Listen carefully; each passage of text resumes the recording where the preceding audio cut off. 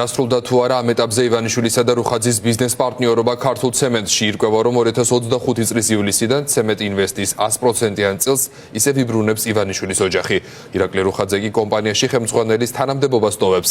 უკავშირდება თუ არა ეს გადაწყვეტილება მოსაოდნელ სანქციებს ლონდონიდან ამ თემაზე შეფასებებს სპეციალისტები აკეთებენ. გადაცემა ნამდვილი ამბავი ივანიშვილის თანაინვესტირების ფონდს დაუკავშირდა, კითხვა მოისმინეს, ნახეს, მაგრამ პასუხი არ გაუციათ. რუხაძე ივანიშვილის აქამდე ერთობლივი საწარმო ცემენტ ინვესტი ნიდერლანდებში არეგისტრირებული. კომპანიის წლიური მოგება კი 100 მილიონი ლარია. ქეთინა დიბაიძე უერთდება ფორმულას ეთერს. ბიძინა ივანიშვილსა და ირაკლი რუხაძეს შორის, რომელს აწყობს ან არ აწყობს ერთმანეთთან ბიზნეს პარტნიორობა, ამაზე ვერსიები არსებობს, თუმცა ქართული ცემენტის ბოლო პერიოდის ცვლილებებთან დაკავშირებით მკვლევრები ხედავენ მხოლოდ ერთადერთ მიზეზს და ეს უკავშირდება მათი აზრით სანქციებს, უკვე დაწესებულ სანქციებს და დაანონსებულ სანქციებს, რომელიც ემუქრება როგორც ბიძინა ივანიშვილს, ასევე ირაკლი რუხაძეს. საინტერესო არის ის, რომ ბოლო ცვლილებები, მნიშვნელოვანი ცვლილებები მფლობელებთან დაკავშირებით, რომელიც ეხება ქართულ ცემენტს, ემთხვევა ზუსტად იმ პერიოდს, როდესაც ქართული ოცნების და მისი გარემოცვის სანქცირება იწყება საერთაშორისო საზოგადოების მხრიდან და არაერთი სანქცია დგას დღესაც დღის წესრიგში, მაგალითად დიდი ბრიტანეთის მხრიდან.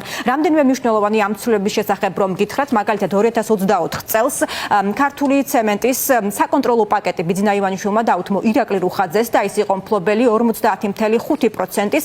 ახლა კი 2025 წელს უკვე ოფიციალური დოკუმენტების მიხედვით ირაკლი რუხაძე ქართული ცემენტიდან საერთოდ გადის, სრულად ის გადადის ბიძინა ივანიშვილის მფლობელობაში, ივანიშვილის თანაინვესტირების ფონდის მფლობელობაში და ვეღარც ხელმძღვანელი პირების სიაში ვხედავთ ირაკლი რუხაძეს. რას უკავშირდება ეს, როგორც გითხარით, მკვლევრები ამბობენ, რომ სანქციებს, თუმცა რომელს აწყობს ან არ აწყობს ერთმანეთთან ბიზნეს პარტნიორობა, ამაზე შეიძლება იყოს ვერსიები. ერთ-ერთი ვერსიის მიხედვით ირაკლი რუხაძე ერთგვარად გაემიჯნა ბიძინა ივანიშვილს, რადგან სანქციები ძალიან ახლოს არის მაგალითად ბრიტანეთის მხრიდან.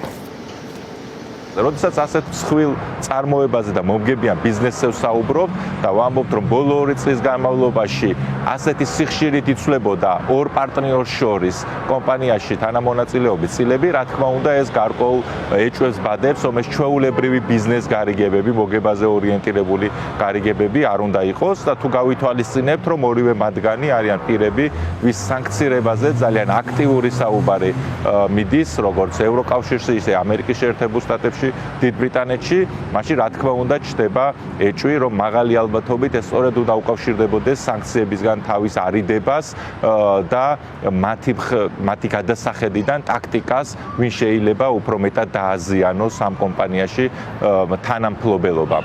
ივანიშვილის რუხაძესთან ერთად თუ რუხაძის ივანიშვილთან ერთად. ასე რომ როგორც ჩანს, სანქციების შიში მართლა ძალიან მაღალია, იმიტომ რომ აი ასეთ მომგებიან საწარმოშიც კი ისინი იძულებულები არიან ასეთი უცნაური გარიგებები დადონ. ყველანაირი ტიპის ესეთი დაკავშირება და ასოციაცია ბიძინა ივანიშვილთან ბიზნესმენისთვის, რომელსაც უნდა რომ რაღაცა მომავალი 1-10-20 წელი კიდე აკეთოს ბიზნესი და დასავლეთში ჩაესვლებოდეს, არის პრობლემა. და შეუძლებელია ის ამას ვერ ხდებოდეს. ამიტომ ლიბერტი ბანკის გაყიდვა იქნება თუ ახლა ჰაიდელბერგიდან გამოსვლა იქნება თუ სხვა ტიპის საქმიანობა, ამაზე მიანიშნებს, ხო, რომ ის ცდილობს რომ თავი გადაიჩინოს, ან საკუთარი თავი მიხედოს, მოდი ასე ვთქვათ. და ამით ავხსნიდი მე ამ ცვლილებას, რაც ახლა მოხდა.